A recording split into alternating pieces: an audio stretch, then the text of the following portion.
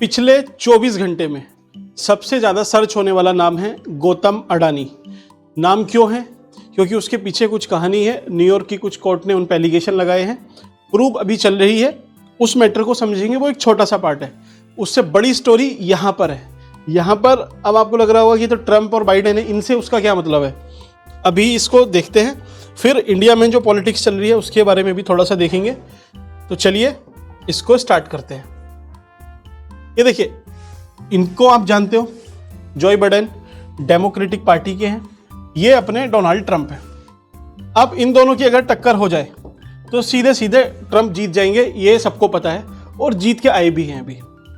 लेकिन ये जो हैं डेमोक्रेटिक पार्टी के हैं, पिछले 4 साल से ये प्रेसिडेंट रहे हैं, लेकिन एज के कारण या फिर कुछ अपनी पॉलिसी के कारण ये पब्लिक में उतने पॉपुलर नहीं हो पाए। दूसरी तरफ ट्रंप है। अब ट्रंप ने इनको हरा दिया है। सो कॉल्ड कमला हैरिस हारी है, लेकिन पीछे यही थे, ये हार चुके हैं। बदला लेना है। बदला किससे लोगे? तो पहला तो आपका ओपोनेंट यही है, इनसे बदला ले पाओगे? ट्रंप से बदला लिया जा सकता है? 2 तरह के लोग होते हैं दुनिया में।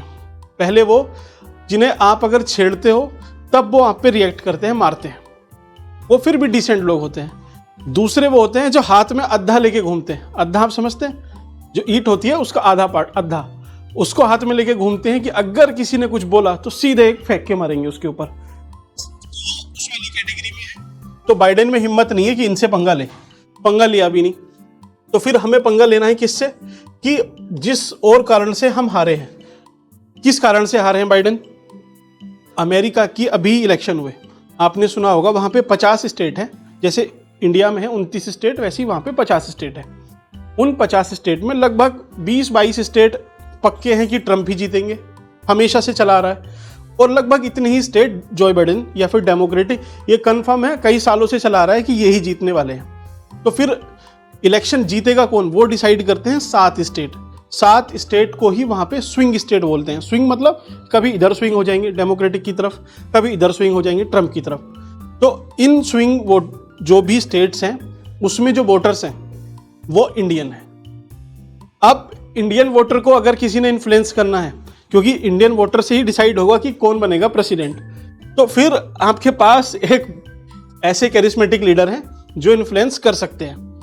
बहुत हद तक किया भी। अब की बार ट्रंप सरकार किसने नारा दिया था? इन्होंने ही दिया था। तो बाइडेन के पहले दुश्मन तो ये थे, लेकिन इनसे पंगा लेना इसकी बस की बात नहीं है। दूसरे थे मोदी। मोदी से इन्होंने कैसे बदला लिया। और तीसरे हैं अडानी, क्योंकि मोदी के लगभग करीबी माने जाते हैं गौतम अडानी, कथित रूप से। दूसरा एक एंगल और है इसमें, ये जो जोए बाइडेन है, ठीक है, इनके जो अटॉर्नी है जिन्होंने न्यूयॉर्क की कोर्ट में केस किया है, अभी क्या केस है उसको हम समझाएंगे। जो केस किया है वो जॉर्ज सोरोस के दोस्त है। जॉर्ज सोरोस वही है जो मोदी सरकार को गिराना चाहते थे। $100 बिलियन उन्होंने रखे हुए थे गिराने के लिए, ऐसा मीडिया रिपोर्ट में आया था। तो वो क्यों गिराना चाहते हैं? क्योंकि भाई उन्हें बिजनेसमैन से भी कंपटीशन मिलता है। कोई नहीं चाहता कि अमेरिका है वो बढ़िया ग्रो कर रहा है, वो नहीं चाहेंगे वहाँ के बिजनेसमैन कि इंडिया से भी कोई बड़ा बिजनेसमैन ग्रो करके आए, वो भी फर्स्ट लेवल एंटरप्रेन्योर। ठीक, चलिए, तो अब मोदी से बदला लेने का सिलसिला शुरू होता है। मोदी जी से इन्होंने बदला कैसे लिया? ट्रंप ने। और ये बदला अब का नहीं है, ये पहले से ही है, लेकिन अब इसकी इंटेंसिटी ज़्यादा बढ़ गई थी। कैसे? पहले लगाया अजीत डोभाल पे। अजीत डोभाल, ये देखिए, जो पन्नू था, उनको बोला कि इनको मरवाने की साजिश रच रहे हैं। कौन? हमारे NSA अजीत डोभाल साहब। तो डोभाल साहब भी मोदी जी के करीबी हैं। दूसरा, अमेरिका ने बोला इसी साल कि हम कनाडा का साथ देते हैं और जो भारत ने जो भी किया है या जो भी चीज़ आई है सामने उसको सीरियसली लेना चाहिए। एक तरह से इंडिया को इन्होंने वार्न किया। दूसरा केस हो गया। तीसरा केस, अभी आपने एक यादव हैं, उनको बोला कि ये कथित रूप से जो गुरुप्रवंत सिंह पन्नू हैं इनको मारने में लगभग लगे हुए थे और इनको पकड़ा भी। चलिए, एक ही बात हुई, इनको नहीं पकड़ा, मतलब ऐसा प्रूव हुआ। ठीक है, और क्या बात है? अब आ जाते हैं बदला लेने पे है अडानी से। तो पहले हिंडनबर्ग की रिपोर्ट आई, तो हिंडनबर्ग ने भी अडानी को काफ़ी नुकसान किया। फिर गौतम अडानी पे अब ये वाला केस आ गया है। ठीक, और इससे पहले क्या हुआ? अडानी ने खुद एक ट्वीट किया था डोनाल्ड ट्रंप के लिए, जब इनको गोली लगी थी, कान के पास से छू के गई थी, तब इन्होंने कुछ बोला था, और हो सकता है वो भी एक रीज़न हो। ठीक है, इन्होंने बोला if there is one person on earth who stand as a embodiment of unbreakable tenacity, unshakable grit, relentless determination. कुल मिला के बहुत तारीफ की ट्रम्प सरकार की। ट्रम्प आ भी गए सत्ता में, ठीक है, तो ये दुश्मन तो बन ही गए बाइडेन के। तो ये ग्लोबल लेवल पे चल रहा है और इसीलिए टारगेट किया जा सकता है, ये भी एक चांस हो सकते हैं। ऐसा नहीं है कि ट्रम्प जो बाइडेन है उन्होंने बहुत महान काम किया है। पूरी दुनिया को पिछले 4 साल में इन्होंने पूरा डिस्टेबलाइज कर दिया है। सिर्फ इंडिया की बात नहीं, आप देखो बांग्लादेश का शेख हसीना के साथ क्या हुआ, किसने कराया? एक क्रिश्चियन कंट्री की मांग रखी थी, छोटा सा यहाँ पे स्टेट की, उसी वजह से पूरा यहाँ तख्ता पलट हो गया। श्रीलंका में क्या हुआ था, आप देखो। अफगानिस्तान में तालिबान का शासन क्यों आया, अभी तक नहीं आया था, बाइडेन के सामने आया। पाकिस्तान की क्या हालत कर दी है, ठीक। आप देखो सीरिया का तो सबको पता ही है, इराक सीरिया तो पहले ही बर्बाद कर दिए थे इन्होंने। यूक्रेन और लगभग बर्बाद कर दिया उसे पीछे से सपोर्ट दे दे के। फिर हमास, ईरान, इजराइल, इतना ज़्यादा इन्होंने गंद मचा दी कि अब वहाँ के लोगों ने, यूएस के लोगों ने ही इनको सत्ता से उतार के फेंक दिया। भले ही ट्रम्प को ले आए हो, ट्रम्प अच्छा करेंगे बुरा करेंगे वो टाइम बताएगा, लेकिन ये भी इतने सुटेबल नहीं थे जिनको माना जाता है कि डेमोक्रेटिक है, ठीक है। चलिए आप देखते हैं कि एलिगेशन है क्या एक्चुअल में, और क्यों एलिगेशन ये लगाए गए। क्यों का तो आपने समझ लिया, आप देखते हैं एलिगेशन है क्या। देखिए इंडिया में मैं एक प्राइवेट कंपनी ओन करता हूँ, मैंने अपने घर पे खूब बड़ा सोलर पावर का प्लांट लगाया, और जितना मैं कंज्यूम कर रहा था उतना तो मैंने किया, जो बाकी बच रहा है मुझे है कि बेचना है, और मैं सोचता हूँ कि यार जब बिकेगा तो मैं बड़ा प्लांट लगाऊँ और दुनिया भर को बेचूँ, ठीक है। तो किसे बेचूंगा मैं पहले सेंट्रल गवर्नमेंट को बेचता हूँ, और सेंट्रल गवर्नमेंट एक एग्रीमेंट साइन कराती है किसी स्टेट गवर्नमेंट से। जैसे मैं अभी उत्तराखंड में हूँ, तो मुझे अगर उत्तराखंड राज्य को अपनी जो भी एक्स्ट्रा एनर्जी है वो बेचनी है, तो मैं डायरेक्टली नहीं बेच सकता, सेंट्रल गवर्नमेंट एक तरह से मीडिएशन करेगी, तब उसके थ्रू मैं बेच सकता हूँ। तो देखिए एनर्जी, बिजली प्राइवेट ने किसी ने बनाई, राज्य सरकार को बेचनी है, तो बीच में सेंट्रल गवर्नमेंट कोई रोल प्ले करती है, ठीक है, ये एग्रीमेंट कराती है। सिंपल सी बात है, पहली बात। अब ये जो कंपनी है, तो ये कंपनी मेरी नहीं होके देखिए अडानी की थी, अडानी, और एक है एज्योर पावर, ये मॉरिशस की कंपनी है। इन दोनों का एग्रीमेंट था, इन्होंने बोला कि हमें बिजली बेचनी है। केंद्र ये जो सेंट्रल गवर्नमेंट है इसने मीडिएशन की अपनी कंपनी के थ्रू, और राज्य सरकार को बेचने के साथ रखा कि भाई आप इनसे खरीद लीजिए, स्टेट से बोला। तो अब ये जो कंपनी थी, इसने जो बेच रहा था ये स्टेट्स को, तो कौन कौन से स्टेट थे? छत्तीसगढ़, उड़ीसा, आंध्र प्रदेश और तमिलनाडु। इन 4 स्टेट को, और एक J&K भी है, ठीक। इन 4 को बेच रहा था। सेंट्रल गवर्नमेंट बोल रही थी मीडिएशन करेंगे हम, लेकिन इन्होंने जो एनर्जी प्रोड्यूस करके राज्य को दी, उसके दाम इतने ज़्यादा थे कि राज्य ने लेने से मना कर दिया कि हम इतने महंगे दामों पे एनर्जी नहीं खरीदेंगे। तो अब बात आई करप्शन की। करप्शन कैसा कि फिर अडानी जी ने सो कॉल्ड कथित रूप से यहाँ के जो अफसर हैं, ऑफिसर हैं, जो सरकार है, उनको पैसे दिए, घूस दी कि आप हमारी एनर्जी खरीदो, ठीक है, और एग्रीमेंट साइन करो। बाद में एग्रीमेंट साइन भी हुए, ठीक। तो इसी घूस का एक मामला है कि इन्होंने रिश्वत दी अपनी एनर्जी बेचने के लिए, ठीक। तो फिर इंडिया में मामला होना चाहिए, बाहर क्यों गया? यहाँ पे पॉइंट है इस एज्योर पावर का। अडानी के साथ ये जो कंपनी है एज्योर पावर, ये मॉरिशस की थी, ये लिस्टेड है न्यूयॉर्क एक्सचेंज में, जो अमेरिका का स्टॉक एक्सचेंज है। और अमेरिका का कानून ये कहता है कि कोई भी कंपनी अगर किसी देश में करप्ट प्रैक्टिसेस करती है और वो लिस्टेड है हमारे शेयर मार्केट में, तो हम उस पर कानूनी कार्रवाई करेंगे। इसलिए ये कानूनी कार्रवाई हो रही है, तो एज्योर पावर पे भी और अडानी ग्रुप पे भी। ये इतना सा मामला है। अब बात आती है बीजेपी की, कांग्रेस की या अदर की। तो अब आप देखो ये जो J&K है ना, इसमें सरकार किसकी थी उस टाइम पे? अच्छा पता है आपको मामला कब का है? ये मामला है लगभग 2020 से 21-22 तक का, पर्टिकुलरली जुलाई 2021 से लगभग जनवरी फरवरी मार्च के आसपास का है, 2022 का। 8-10 महीने का मामला है पूरा है। J&K में सरकार थी, लेफ्टिनेंट गवर्नर थे मनोज सिन्हा। तो एक तरह से बोल सकते हो बीजेपी, ठीक है, बीजेपी दोषी हो सकती है, तो बीजेपी की यहाँ पे थी। छत्तीसगढ़ में कौन थे उस टाइम पे? भूपेश बघेल साहब, मतलब कांग्रेस, ये कांग्रेस के हैं, ठीक।